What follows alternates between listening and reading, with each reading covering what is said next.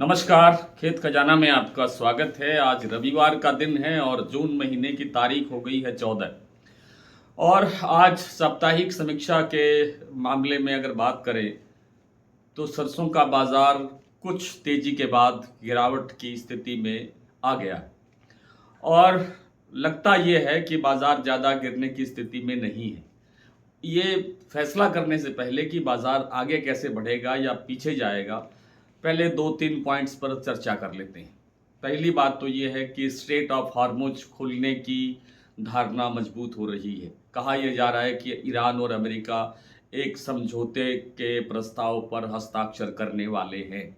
हालांकि ये बातें कई बार हो चुकी हैं और कई बार हस्ताक्षर हो चुके हैं और कई बार ये कहा गया है कि अब आज जो युद्ध है वो पूरी तरह समाप्त हो गया। लेकिन हमने देखा है कि कुछ ही मिनट के बाद में, कुछ ही घंटों के बाद में हालात फिर वही रूप ले लेते हैं जहां से बात शुरू होती है। तो पहली बात तो ये है कि यदि स्ट्रेट ऑफ हार्मुज खुलता है और युद्ध पूरी तरह से समाप्त होता है तो सभी खाद्य तेलों पर 5 से 7 रुपए किलो प्रति किलो तक का एक गिरावट देखने को मिल सकती है। और उसका असर सरसों तेल पर भी आ सकता है। और उस सरसों तेल पर गिरावट का दबाव जब आएगा तो सरसों में भी 400 रुपये 300 रुपये तक की गिरावट प्रति क्विंटल की दर से हो सकती है। ये तब हो सकती है जब युद्ध पूरी तरह से समाप्त हो जाए। ये मैं तब की बात कर रहा हूँ, ऐसे नहीं मैं।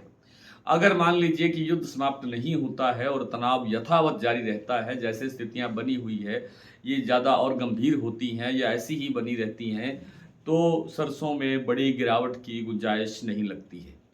हालांकि तेल का मामला, जो सरसों तेल है उसमें मिक्सिंग का मामला बड़ा गंभीर है और उसके कारण ही बाज़ार थोड़ा दबाव में आ रहा है। और ये जो स्ट्रेट ऑफ हॉर्मुज के खुलने का भी एक प्रेशर थोड़ा सा बना है।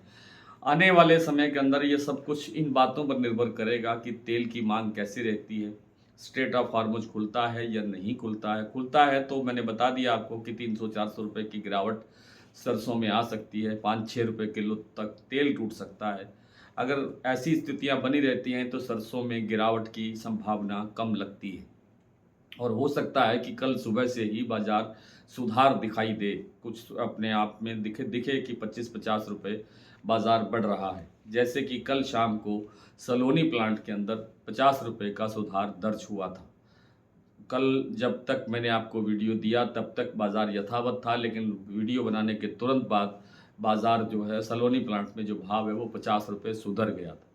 8,675 रुपये शमशाबाद प्लांट का भाव था, जो फिर से 8,725 के लेवल पर बन गया था।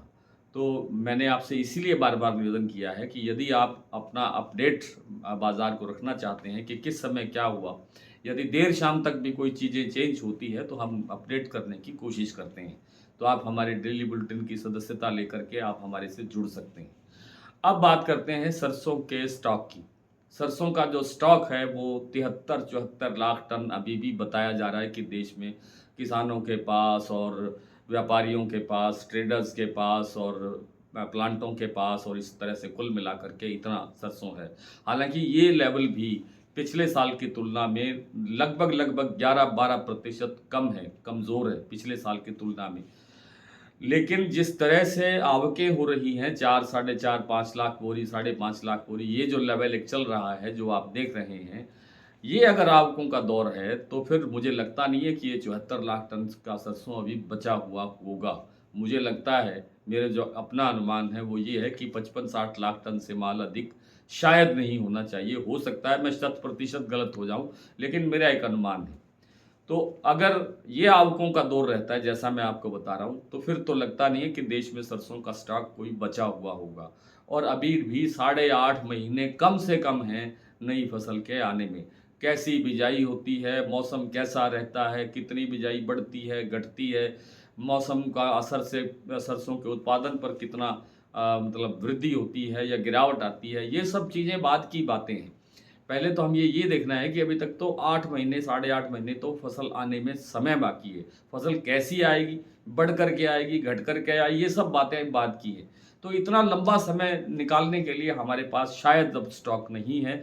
इसलिए सरसों में जो लंबी अवधि का नज़रिया है, यानी दिवाली तक के आसपास का जो नज़रिया है, वो तेज़ी का है, मजबूती का है।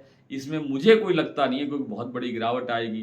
कुछ नए भाव बने हैं, कुछ और नए भाव बनने की संभावना भी बन सकती है। थोड़ी सी बात सोयाबीन की कर लेते हैं। सोयाबीन में जो पिछले दिनों थोड़ा सा दबाव आया था 200, 300, 400 रुपये किलो तक की, या 800 रुपये क्विंटल तक का भी गिरावट आई, वो सिर्फ एक ही कारण था कि स्ट्रेट ऑफ हॉर्मुज खुलने की जो चर्चाएं हैं वो बढ़ने लगी, अफवाहें बढ़ने लगी, खबरें बढ़ने लगी। इन सब बातों से इस सोया तेल का जो वैश्विक बाजार है उसमें गिरावट आई, और उस तेल से गिरावट आने से सोयाबीन की डिमांड घटी और सोया मील के निर्यात का असर भी देखने को मिला, जो सीधा सीधा सोयाबीन को प्रभावित करता है। तो सोयाबीन के अंदर फिलहाल कोई बड़ी तेजी मंदी की संभावना नहीं है। यदि स्ट्रेट ऑफ हॉर्मुज खुलता है तो थोड़ा बहुत सोयाबीन पर भी दबाव आने की संभावना है, लेकिन जैसे जैसे आप देख रहे हैं कि अल नीनो का प्रभाव इस बार काफ़ी प्रभावित करेगा कृषि क्षेत्र को, और ख़ास तौर पे सोयाबीन के क्षेत्र को, महाराष्ट्र, मध्य प्रदेश, गुजरात के क्षेत्र को। तो ऐसी स्थिति में सोयाबीन की बिजाई भी घटेगी और सोयाबीन का उत्पादन भी घटेगा, तो आने वाला सीजन भी काफ़ी मजबूत रह सकता है। आज इतना ही, कल आपसे फिर मुलाकात होती है, तब तक के लिए नमस्कार।